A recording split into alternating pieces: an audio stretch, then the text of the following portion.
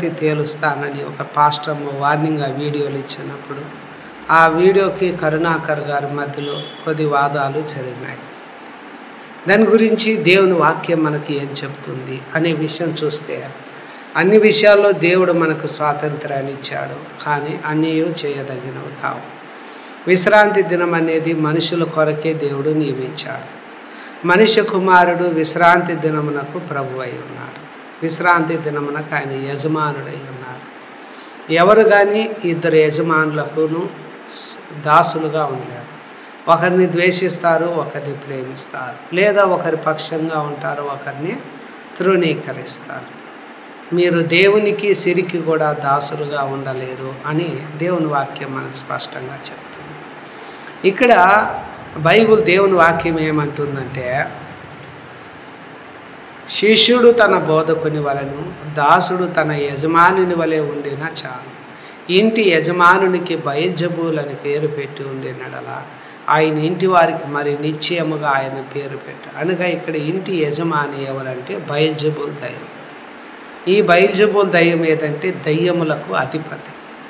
ఈరోజు అనేక కుటుంబాల మీద, సమాజం మీద వీటి యొక్క ప్రభావం అధికంగా ఉంది.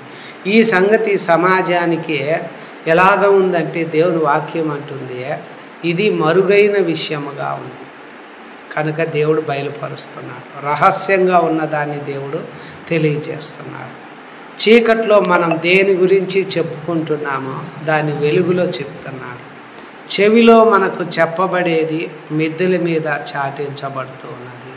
అది ఏమిటి అనే విషయం మనం చూసినట్లయితే దేవుని వాక్యం అంటుంది, మనిషి ఈరోజు భయపడుతున్నారు. ఆత్మను చంపనేరక దేహమునే చంపు వారికి భయపడకుడి, కానీ ఆత్మను దేహమును కూడా నరకంలో నశింపజేయగలవానికి మిక్కిలి భయపడుడి అని దేవుని. ఈరోజు మనిషిలో భయం అనేక విధాలుగా ఈరోజు చాలా కుటుంబాల్లో భయం అనేది ఆవరించి ఉన్నది. కారణం ఏమిటంటే యజమానులకు భయపడుతూ ఉన్నారు.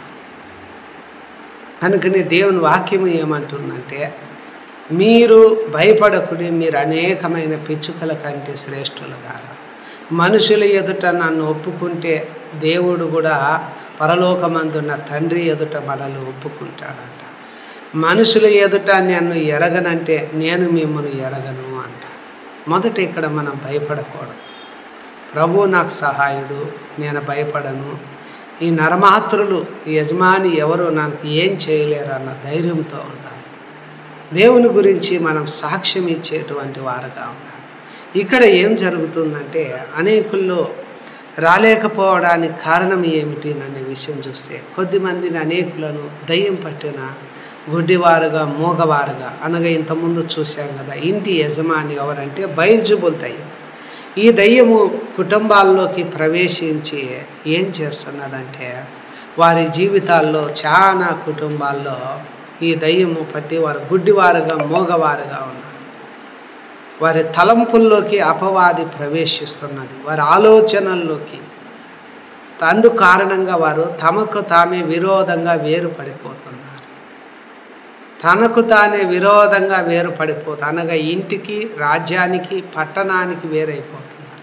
అందు కారణంగా కుటుంబాలు పాడైపోతున్నాయి, పట్టణం పాడైపోతుంది, రాజ్యము పాడైపోతున్నది.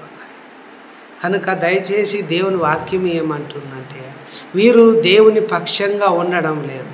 దేవుని వాక్యముతో, దేవుని మాటలతో, మందిరముతో కలిసి వారు సమకూర్చడం లేదు. విరోధిగా ఉన్నారు, చెదరగొట్టేవారుగా ఉన్నారు. కనుక ఇవన్నీ ఎందుకు జరుగుతున్నాయంటే, ఈ అపవాది దయ్యం పట్టిన వారుగా, బయల్జెబూల్ దయ్యము ఈ దయ్యాలకు అధిపతి వారి తలంపుల్లోకి ప్రవేశించి తమకు తామే విరోధంగా వేరుగా అయ్యేటట్లు చేస్తున్నాడు. ఎవరు దేవుని పక్షంగా ఉండడం లేదు, దేవుని వాక్యముతో వారు కలిసి సమకూర్చడం లేదు. అందు కారణంగానే ఈరోజు కుటుంబాలు పాడైపోతున్నాయి. అనేక కుటుంబాలు కాపర్లేని గొర్రెల్లాగా విసిగి చెదిరిపోతున్నాయి, విరోధులుగా మారిపోతున్నారు. కుటుంబాలు నిలబడడం లేదు, ఆయన మాటలు విని చెయ్యడం లేదు. కావుననే ఆయన మాటలను వారు నమ్మడం లేదు, సూచక్రియలు చేసినా విశ్వాసం ఉంచడం లేదు. కావున ఈరోజు అనేక కుటుంబాలు నేల మీద కట్టిన ఇల్లు వలె సమస్యలు, శ్రమలు, బాధలు, ఇబ్బందులు కలగగానే పాడైపోతున్నాయి, కూలిపోతున్నాయి, నిలబడటం లేదు.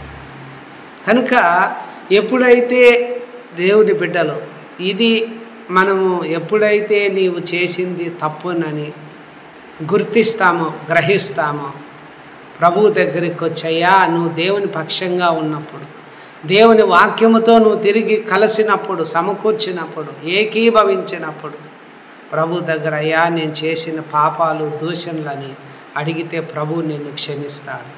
నీకు విరోధంగా ప్రభు మనుష్య కుమారునికి, సంఘానికి విరోధంగా నువ్వు మాట్లాడిన మాటలు, చేసిన కార్యాలన్నీ కూడా క్షమించమని అడిగితే ప్రభు తప్పనిసరిగా నిన్ను క్షమించడానికి సిద్ధంగా ఉన్నాడు.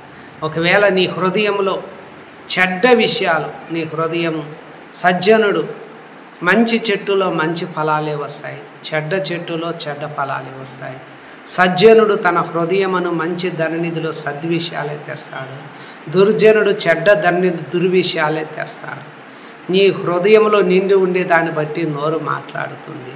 కనుక ప్రభు సన్నిధిలో నువ్వు ఎప్పుడైతే మా దేవుని యొద్దకు నువ్వు వచ్చి దేవుని యొద్దకు రండి, అప్పుడు ఆయన మీ యొద్దకు వచ్చినప్పుడు నీ చేతులు శుభ్రం చేసుకో, రెండు మనస్సులతో ఉండవు, నీ హృదయాన్ని పరిశుద్ధపరచుకొని వ్యాకులపడి దుఃఖపడి ఏడవాలి. ప్రభు ప్రపక్షంగా వచ్చినప్పుడు, ప్రభు ఎదుట నిన్ను నువ్వు తగ్గించుకున్నప్పుడు దేవుడు నిన్ను హెచ్చిస్తాడు, నీ పాపాలన్నీ క్షమించబడతాయి. నువ్వు ఎప్పుడైతే దేవుని పక్షంగా దేవుని వాక్యముతో నువ్వు కలుస్తావో దేవుని ఆత్మ వలన ఆ దయ్యాలన్నీ బయటకు వెళ్ళగొట్టబడి దేవుని రాజ్యం మీ మధ్యలోకి వస్తుంది. మొదట బలవంతుడైన వాడు బయల్జెబూల్ దయ్యాన్ని భూమి మీద ప్రభు ఆయన నామములో బంధిస్తాడు. ఆ ఆధీనంలో ఉన్నవన్నీ నువ్వు దోచుకునేదాన్ని. ఎప్పుడైతే 2-3 నా నామం ఎక్కడ కూడి ఉందరో అక్కడ నేను వారి మధ్యలో ఉంటాను. మీలో 2 తాము వేడుకుని దేని గురించైనా భూమి మీద నువ్వు ఏకీభవిస్తే ప్రభు పరలోక తండ్రి వలన అది మీకు దొరుకుతుంది. తిరిగి ప్రభు నీ విషయంలో పాడైపోయిన, చెదిరిపోయిన కుటుంబం, కూలిపోయిన నీ కుటుంబాన్ని తిరిగి ప్రభువు నిలబెడతాడు. దేవుడు నీ కుటుంబాన్ని తిరిగి ఆశీర్వదిస్తాడు. దేవుడు తిరిగి నీ పక్షంగా ఉండి నువ్వు చేయే కార్యాలన్నీ దేవుడు సఫలం చేస్తాడు. ఎప్పుడంటే నువ్వు ప్రభు పక్షంగా వచ్చినావు, ప్రభు వాక్యముతో నువ్వు దేవునితో నువ్వు సమాధాన పడినప్పుడు దేవుని ఆత్మ ఏం చేస్తుందంటే నీ కుటుంబంలోని ప్రతి దయ్యములను వెళ్ళగొట్టేస్తుంది. నీ దేవునికి కుటుంబం మీద, నీ మీద విరోధంగా పనిచేస్తున్న బయల్జెబూల్ దయ్యం, దయ్యాలకు అధిపతిని ప్రభువు దాన్ని బంధిస్తాడు. వాని ఆధీనంలో నుండి నిన్ను నీ కుటుంబాన్ని విడిపిస్తాడు. శత్రువుని మీద నీకు ప్రభువు విజయం ఇస్తాడు. నీ కుటుంబాన్ని కనికరించి ఆశీర్వదించి దీవిస్తాడు. కావున దయచేసి దేవుని సన్నిధిలో ఉన్న మనము మందిరానికి రావడంలో ఇన్ని ప్రాముఖ్యమైన ఉద్దేశాలు ఉన్నాయనే విషయాన్ని తెలుసుకోవాలి.